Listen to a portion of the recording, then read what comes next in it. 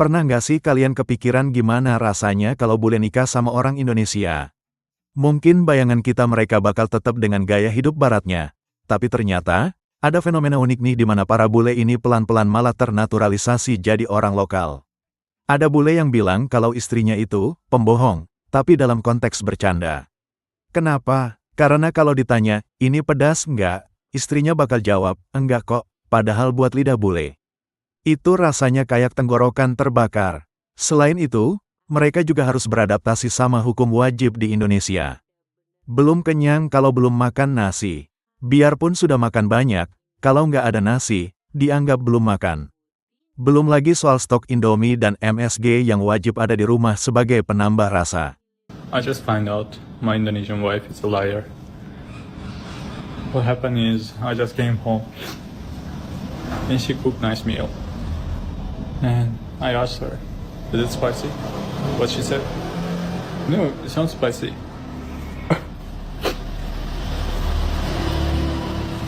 But it was spicy. She said she had this powder little bit. Little bit. Do you see this picture? How it cannot be spicy?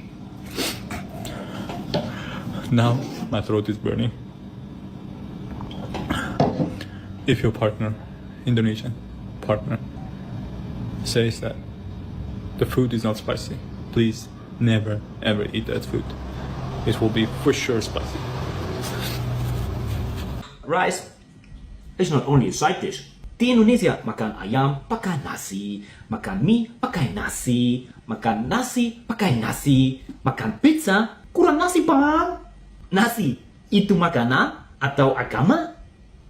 Ada juga cerita bule Jerman yang sampai kehilangan skill pakai garpu dan pisau karena diajari makan pakai tangan langsung. Nasi, ayam, sambal, semua campur jadi satu. Bukan cuma makanan, gaya hidup di rumah juga berubah total. Banyak bule yang awalnya heran lihat istrinya hobi pakai daster. Tapi lama-kelamaan mereka sadar kalau daster itu adalah simbol kenyamanan tingkat tinggi. Terus ada lagi kebiasaan unik lainnya. Kalau sakit perut, bukannya dikasih obat medis, malah dikasih minyak kayu putih atau kerokan. Belum lagi soal kain pel yang ternyata cuma pakai baju bekas atau kaos usang buat bersihin lantai. Bule-bule ini awalnya bingung. Karena semua urusan rumah dari makanan sampai baju sudah disiapkan sama istrinya yang dianggap terlalu sempurna, sampai dia merasa kehilangan kemandiriannya sendiri. Where are you going? Tidak bagus. Why tidak bagus? Suami marah-marah. Why marah-marah? Suami pergi Australia. Istri marah-marah. No, no, no, no, no. Do this, do this. I'm tired. Tidak makan. Sampai jumpa. Suami pergi Australia.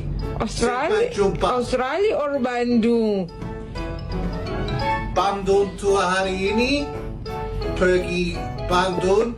Dan sama Australia. Sampai jumpa istri.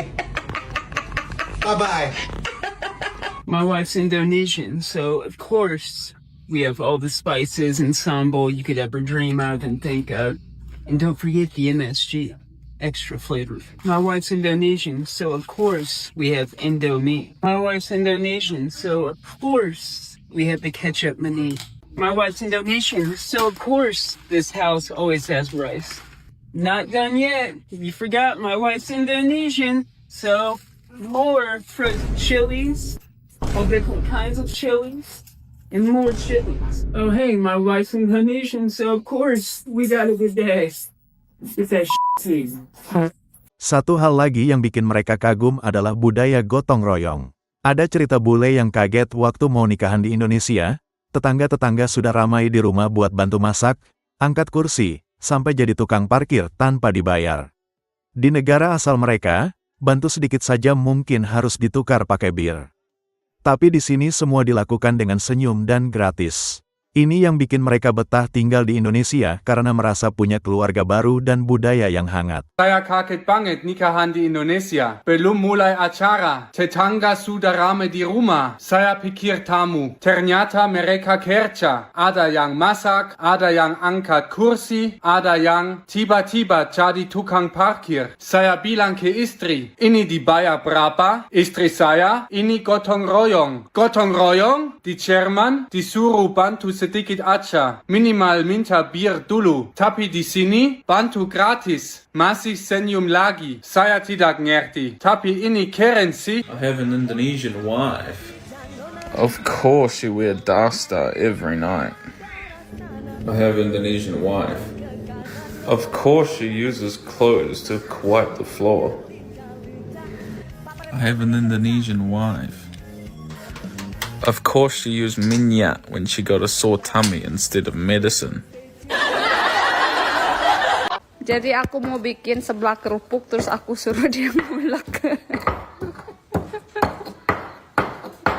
Nah ini udah jadi. Mari kita review. Nah ini udah jadi. Aku mau suruh dia cobain juga sekarang ya. Ayo kita cobain. Let's go. You wanna use? Sure. What is this? What am I eating? We call seblak. This is like kerupuk seblak. Oh, fuck. It's gonna be spicy. Oh my god. It's so bad. Babe! We have no water. Ah! Aku pakein cabenya banyak banget. I'm crying. I'm crying. Spicy, right? Yeah.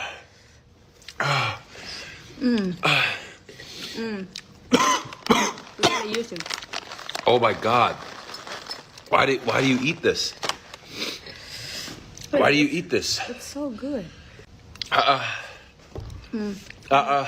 More? No. No. Look, my face is the same color as my shirt. Nikah sama wanita Indonesia. Saya baru sadar satu hal yang agak tidak adil. Istri saya itu terlalu baik. Saya batuk sedikit, langsung panik. Masak, obat, suruh istirahat. Dan ini yang bikin masalah. Semua sudah diurus sebelum saya minta. Makan sudah ada. Baju sudah siap. Saya bahkan tidak sempat jadi laki-laki mandiri. Sekarang kalau dia pergi sebentar saja, saya bingung sendiri. Seperti hidup saya error. Jadi jujur, kalau ada suami yang manja, biasanya bukan karena dia, tapi karena istrinya terlalu sempurna. Jadi kesimpulannya, mau segarang apapun tampangnya, kalau sudah kena pelet kenyamanan daster dan masakan istri Indonesia, bule pun bisa jadi lokal banget. Kalau menurut kalian, kebiasaan orang Indonesia apalagi sih yang paling cepat bikin orang asing jadi melokal? Tulis di kolom komentar ya. Jangan lupa like, share, dan subscribe.